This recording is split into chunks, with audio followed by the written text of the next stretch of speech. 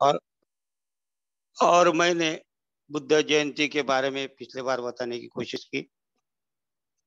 जयंती किसको कहते, जय जयकार किसका, जीत किसकी, इस पर ये जो जय शब्द निकला है, तो ये जय किसका, तो बुद्ध और बोधिसत्व, अर्थात दोनों बोधिसत्व, बोधिसत्व सिद्धार्थ गौतम और बोधिसत्व डॉक्टर बाबा साहेब आम्बेडकर, इन दोनों की तुलनात्मक जीत को मैंने रखने की कोशिश की थी जयंती के उपलक्ष्य में।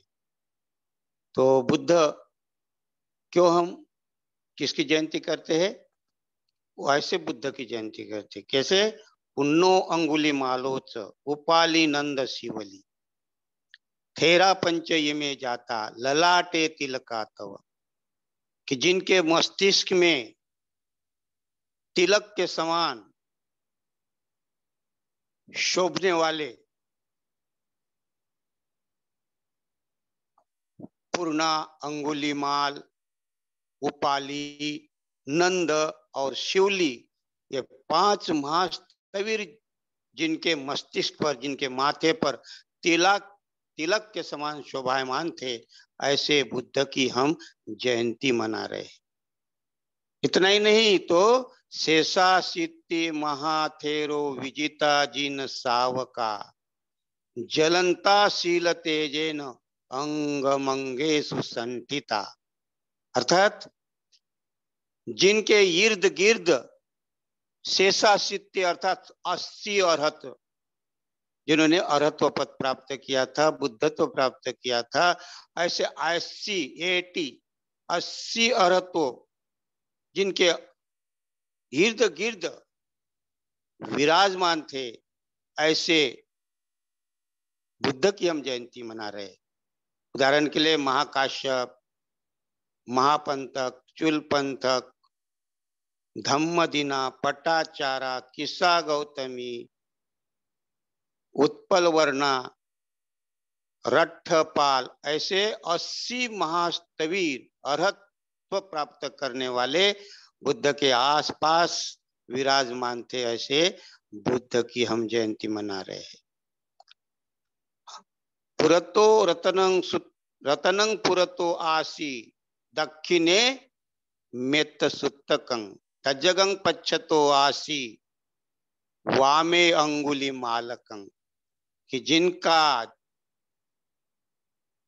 गाथाओं का जय जयकार होता है, वैसा रतन सुत्त, इसी प्रकार करणीय सुत्त, धज्जंग सुत्त तथा अंगुलिमाल सुत्त, पराभव सुत्त जैसे सूत्रों का संगायन हुआ है, ऐसे बुद्ध की जयंती हम मना रहे हैं।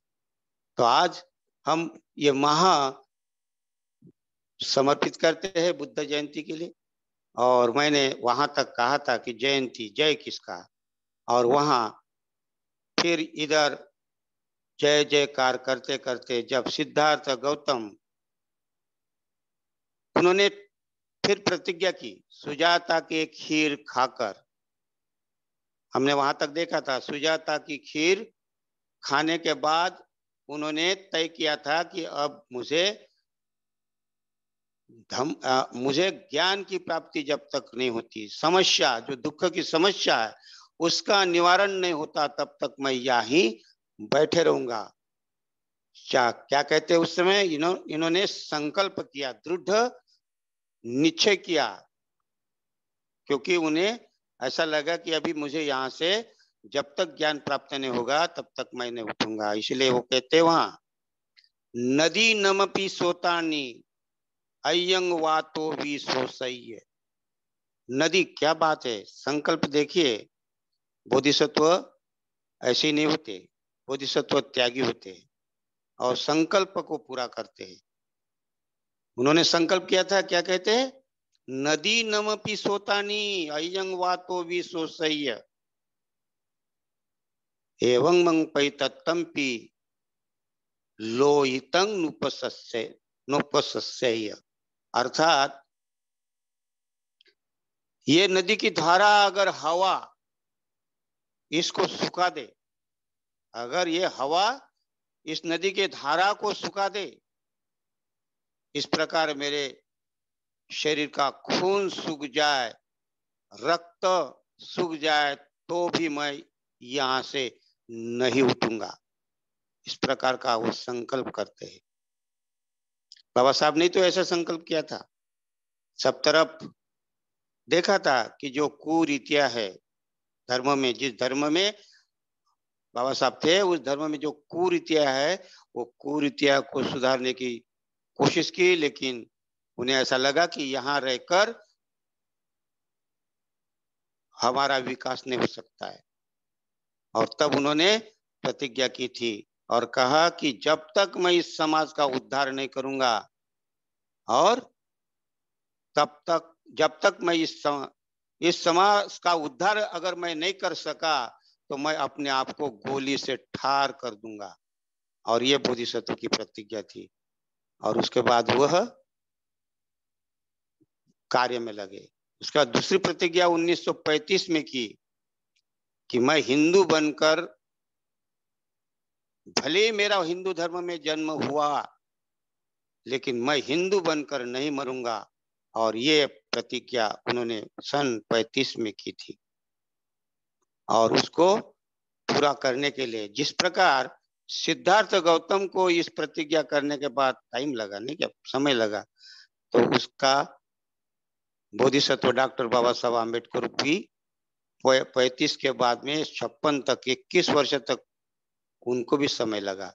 और सन 56 में दीक्षा ली, बुद्ध धम्म की तरफ गए और बुद्धत्व इनको भी प्राप्त हुआ। उनके बाद उन्होंने जो संकल्प किया बुद्धन बोधिसत्व ने, तो वहां तो बाबा साहब को 21 वर्ष लगे, बहुत समय हमें लगता है, लेकिन सिद्धार्थ गौतम को भी वहां बैठकर 1 माह लगा, 40 दिन लगे। ऐसा मामूली समय नहीं था, वो बहुत कठिन था। एक एक दिन उनको कठिन था। और उस समय जो मार उनको सताया करता था, मार इतना सताया करता था, लेकिन सिद्धार्थ गौतम अडिग रहे। कि क्या कहते सिद्धार्थ गौतम? अत्थि सद्दा तथा वीर्यं पय्या च मम विज्जति। क्या कहते हैं? हे मार, तू मेरे ऊपर अपने वार नहीं चला सकता। मैं, मेरे में क्या क्या है? विज्जति माने विद्यमान। अत्थि सद्दा तथा वीर्यं पय्या च मम विज्जति। अर्थात मेरे पास में क्या क्या है? श्रद्धा है कि मुझे जरूर समस्या जो है उसका हल प्राप्त होगा, और उस पर मेरी श्रद्धा है। और मैं वीर्यवान हूं, मैं आलसी नहीं हूं, मैं वीर्यवान हूं, और मेरी प्रज्ञा भी है साथ। तो मेरे साथ श्रद्धा है, वीर्य है और प्रज्ञा भी है। और इसीलिए तू मुझे नहीं डगमगा सकता। मारने बहुत कोशिश की उनको, हर प्रकार से उनको सताया, और हर प्रकार से उन्होंने सताने के बाद भी सिद्धार्थ गौतम उनके बात में नहीं आए। और उनके पहचान कर क्या कहते हैं कि समन्ता धज्जिनी दिस्वा, समन्ता धज्जिनी दिस्वा युक्तंग मारंग सवाहिनी। मैं जानता हूं हे मार, तू, तेरे साथ में दल बल से तेरी सेना है, तू अकेला नहीं है, तेरी सेना तेरे साथ में, मैं जानता हूं, लेकिन मैं भी तैयारी में हूं। युद्धाय पच्युगच्छामि मामंग ठाना अचावी। मैं भी युद्ध करने के लिए तेरे मार सेना के साथ तैयार हूं।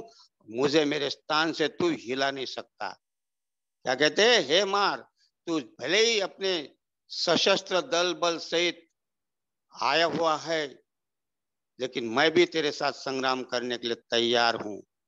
और मुझे तू यहाँ इस स्थान से, क्या वज्रासन पर बैठा हूं बोधि वृक्ष के नीचे, यहां से तू मुझे हिला नहीं सकता, चल कर युद्ध।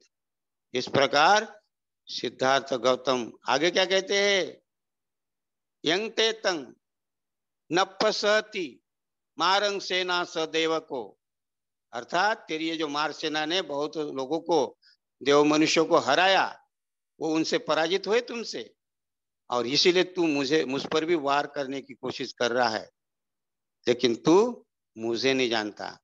मैं तेरे को क्या कहता है, मैं तेरे को ऐसा क्या कहते हैं, बहुत सुंदर शब्द कहते हैं, क्या कहते हैं, तंते पय्याय भेच्छामि, मैं मेरे प्रज्ञा से, तंते पय्याय भेच्छामि आमंग पत्तव अस्मना। जिस प्रकार कोई कांच का बर्तन, मट्टी का बर्तन पत्थर से चकनाचूर किया जाता है, इसी प्रकार मैं अपने प्रज्ञा से तेरे सेना को चकनाचूर कर दूंगा। क्या क्या बुद्ध के शब्द है, सिद्धार्थ गौतम के। हाँ हाँ, तभी तो मार क्या कहता है, क्या कहता है, सत्तवस्सानि भगवंतं अनुबंधी पदापदं, मैं 7 वर्ष से तुम्हारे पीछे लगा हूं गौतम, लेकिन भगवान, अब यहाँ कहता है वो मार क्या कहते हैं, लेकिन भगवान अब मैं हार गया हूं, मैं छोड़कर जा रहा हूं। सिद्धार्थ गौतम क्या कहते, मार तेरी सेना को मैं जानता हूं, पहचान लिया हूं, तू ऐसा मत समझ कि तेरी सेना क्या है। और फिर बुद्ध कहते, क्या कहते, कामाते पठमा सेना द्वितीय रति उच्यति तृतीया खुप्पी पासाते चतुर्थी तन्ना पवुच्यति पंचम थिन मिद्दते छठा भीरु पवुच्यति सप्तमी विचिकित्साते अट्ठमो मक्खो थम्बोचते अट्ठमो। कहते तेरी सेना जो वार कर रही है, उस सेना को मैं पहचानता हूं। तो सिद्धार्थ गौतम कहते तेरी पहली सेना जो है कौन सी है, कामाते पठमा, पठमा माने पहली सेना, पहला, कामाते पठमा सेना यानी तेरी प्रथम, तेरी जो सेना है पहली वो है काम सेना। और काम सेना अर्थात काम छंद, और काम छंद अर्थात 6 इंद्रिय के अधीन रहना। हमारा जीवन, हम देखिए ना, हम संकल्प करते हैं, अगर आज रात संकल्प किया तो सुबह नहीं उठ पाते, हमारा संकल्प थोड़ा ढीला ढाला होता है। लेकिन सिद्धार्थ गौतम या बोधिसत्व का संकल्प बहुत भारी होता है, वो टसमस नहीं होते अपने संकल्प से। बाबा साहब भी प्रतिज्ञा करने के बाद उस कार्य में लगे, और सिद्धार्थ गौतम भी प्रतिज्ञा के बाद में कार्य में लगे।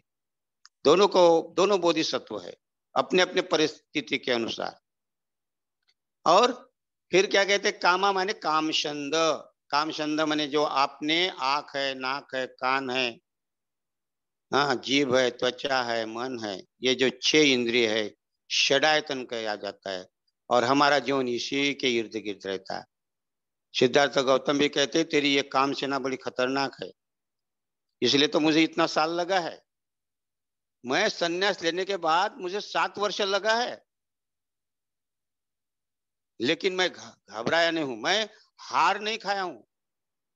भले ही मुझे तकलीफ हुई, अड़थड़े आए, बाधाएं आए, लेकिन मैं तो पूरा करके रहूंगा।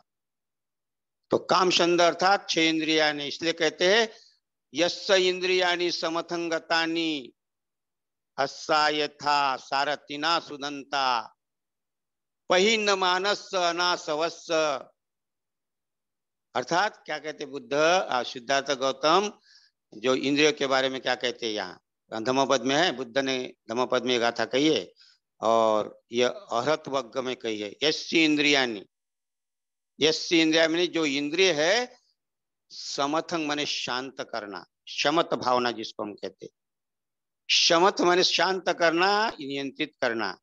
और कैसे नियंत्रित करना, ऐसे नहीं, समत गतानी, अर्थात क्या कहते हैं, नियंत्रित कैसे करना, सुदंता, अस्सा यथा सारथीना सुदंता, अर्थात जिस प्रकार एक सारथी रथ में जोते हुए घोड़े का दमन करता है, रथ में जोते हुए घोड़े का दमन करता है, कंट्रोल में करता है, अपने आप नियंत्रित करता है उसको, इस प्रकार 6 इंद्रिया को मैंने नियंत्रित किया है। सिद्धार्थ गौतम कहते हैं कि मैंने, अरहत के लिए क्या होता है कि ये 6 इंद्रियों को आपने को क्या करना है, कंट्रोल में करना है, नियंत्रित करना है। और इसी काम छंद में हम फंसे रहते हैं, कहीं ना कहीं किसी ना किसी में हम फंसे रहते हैं।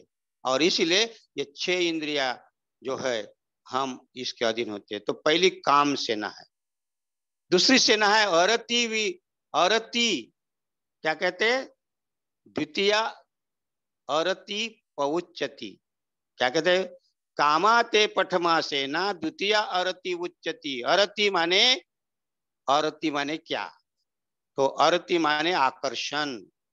अरति का अर्थ क्या होता है, आकर्षण। ये शब्द बहुत कठिन है, गंभीर है।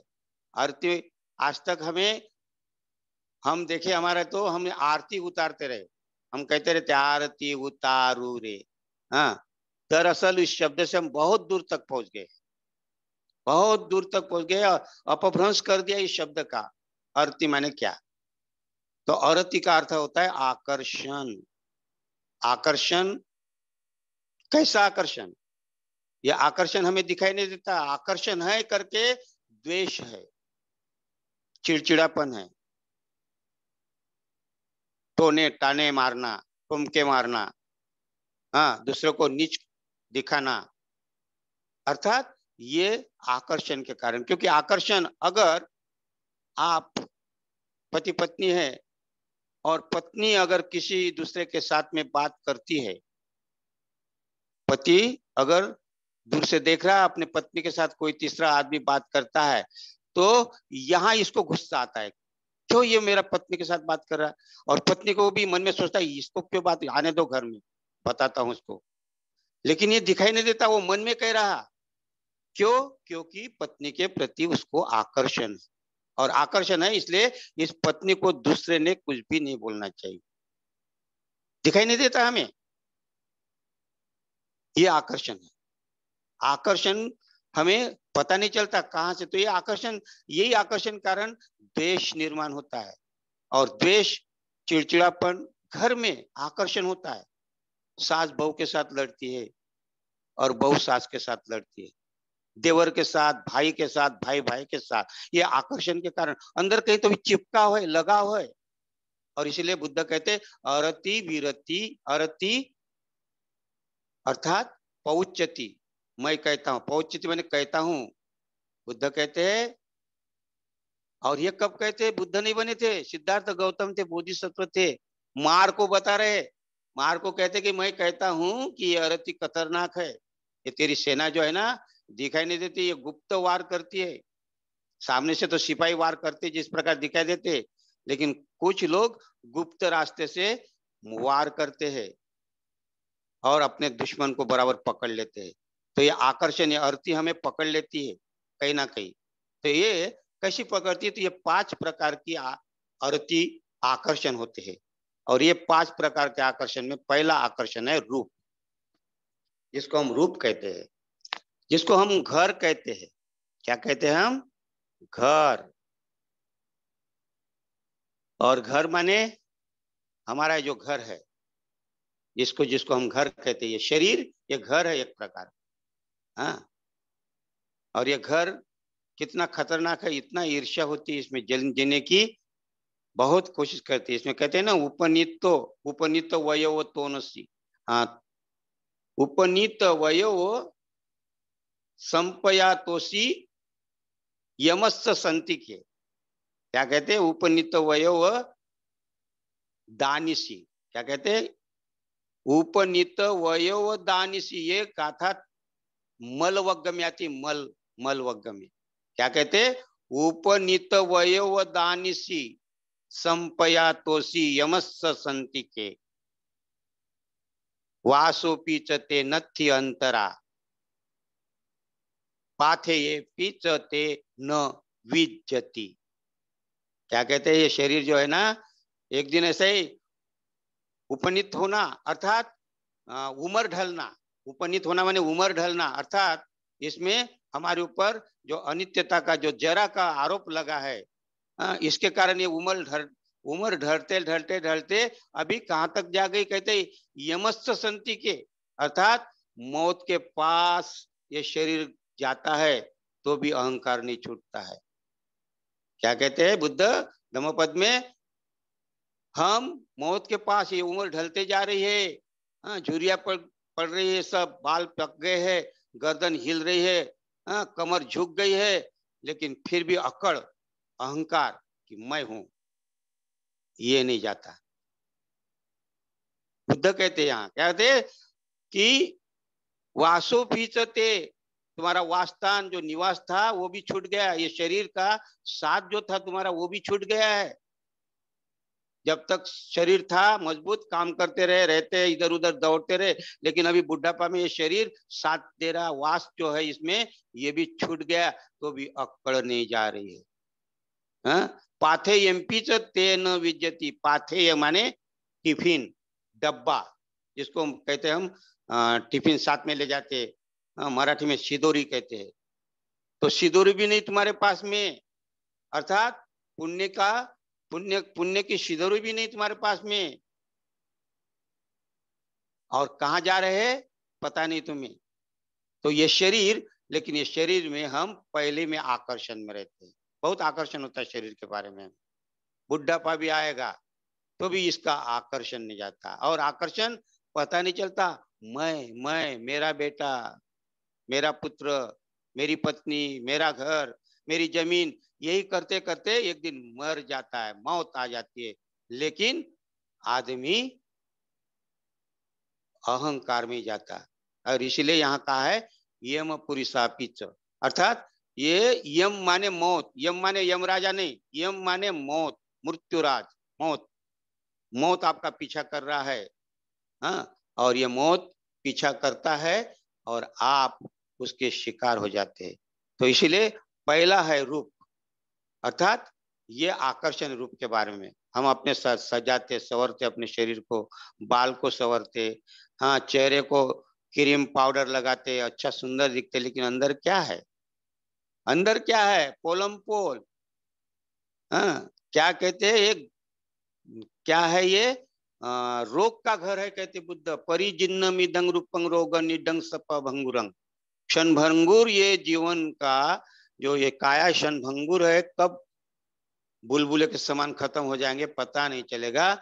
और ये शरीर के अंदर रोग है, रोग का घर है, परिजिन्न जीर्ण होने वाला, परिजिन्न मिदंग रूपंग रोग निडंग पभंगुरंग, विज्जति पुत्र संदेहो मरणंत ही जीवितंग, जिसका जन्म हो गया वो एक दिन मरने वाला है। ये सत्य मालूम होने के बाद भी हम अहंकार में जीते हैं, हम मैं में जीते हैं। और इस कारण, ये रूप के कारण, अर्थात ये रूप को हमको समझना पड़ेगा। और उसके बाद में है दूसरा जो है, दूसरा जो आकर्षण है, कुल, कुल का अर्थ होता है घर, कुल का अर्थ होता है गोत्र, कुल का अर्थ होता है कि मेरा गोत्र, हाँ, मेरी खानदान, मेरा वंशज, हाँ, मेरा समाज। अर्थात देखिए कुल, कुल में यहाँ ये आकर्षण में, अर्थात ये भी एक समाज का आकर्षण है, घर का आकर्षण, परिवार का आकर्षण, हाँ, इसका भी आकर्षण इतना जबरदस्त होता है कि यहाँ अहंकार निर्माण होता है और ईर्ष्या निर्माण होती है कि मेरा कुल, दूसरा कुल को क्या समझते हैं, दूसरा परिवार को क्या समझते हैं, मेरे परिवार के समान दूसरा परिवार नहीं, मेरा परिवार, मेरा परिवार मतलब संघ परिवार भी हो सकता है। कुल का अर्थात जो समाज है, समाज हो सकता है, एक समाज अपने समाज दूसरे समाज को तुच्छ देखता है कि नहीं मेरा समाज। सिद्धार्थ गौतम ने, सिद्धार्थ गौतम बोधिसत्व जब थे, तो इसीलिए वो अपना बता रहा कौन सी आरती सेना कैसी कार्य करती है, अर्थात कुल का अहंकार होता है, कुल का, और इसके कारण कलह है, झगड़ा है। आप देखते हैं कलह जो होता है, एक परिवार को जीवित रखने के लिए दूसरे परिवार को खत्म कर देते हैं, बढ़ने नहीं देते आगे, मेरा गोत्र, गोत्र के चक्कर में रहते हैं, मेरा ग्रुप, ये मेरा ग्रुप है, हाँ, दिल्ली का एक ग्रुप है, एक छत्तीसगढ़ का ग्रुप है, हाँ, एक महाराष्ट्र का ग्रुप है, हाँ, ये गुजराती है, और ये महाराष्ट्रियन है, हाँ, और ये यूपी है, ये बिहारी है, हाँ, ये छत्तीसगढ़ी है, ये बंगाली है। ये क्या है, ये जो देश, यहाँ आकर्षण है, अपने अपने राज्य का आकर्षण है। अपने अपने कुल का आकर्षण है, अपने अपने समाज का आकर्षण है, अपने अपना राज्य का आकर्षण है। और एक एक इस राज्य का दूसरे राज्य में गया तो उनको अगर कुछ बात हुआ, अरे ये तो अपने राज्य का नहीं है, भगाओ इसको, महाराष्ट्र में क्यों आ गया। और यूपी में जाते महाराष्ट्र की तो भगाओ इसको, महाराष्ट्र में क्यों आ गया। ये कुल का आकर्षण द्वेष के तरफ ले जाता है, ईर्ष्या के तरफ ले जाता है। हाँ, और ये भी बहुत खतरनाक है। अगर मैं इसमें शिविर लेता हूँ तो हम इसमें चर्चा और कर सकते थे, क्योंकि ये बहुत बड़ा विषय है। और हम दिल्ली में सभी मित्रों के लिए एक शिविर इसमें लेंगे, चिंता मत करना। आने वाले दिनों में इसमें बहुत ही सुंदर हम वाश होकर आएंगे इसके अंदर क्या क्या होते हैं, तो है ना। तो इसीलिए ये जो कुल का आकर्षण भी बहुत खतरनाक है। हम कुल में फंसे रहते हैं, और इसी को कहा है वंशवाद, इसी को कहा है परिवारवाद। चुनाव भी लड़ते हैं तो परिवारवाद निर्माण होता है वहां, मेरे बेटे को टिकट मिलना चाहिए। और गद्दी भी देना है किसी को तो अपने बेटे को मिलना चाहिए। हाँ, धार्मिकता में भी गद्दी चलाते आए लोग। राजा, एक राजा मर गया तो दूसरा राजा, ये क्या है, परिवारवाद है। हाँ, लेकिन बाबा साहब ने इस परिवारवाद को खत्म कर दिया संविधान के मार्फत। मैं उसके डिटेल में नहीं जाऊंगा, सभी को पता है संविधान के कारण बाबा साहब ने ये सब, चाहे कोई भी धर्म का हो, कोई भी पंथ का हो, कोई भी राज्य का हो, वो नागरिक है। सबसे पहले वो कौन है, नागरिक है। हा?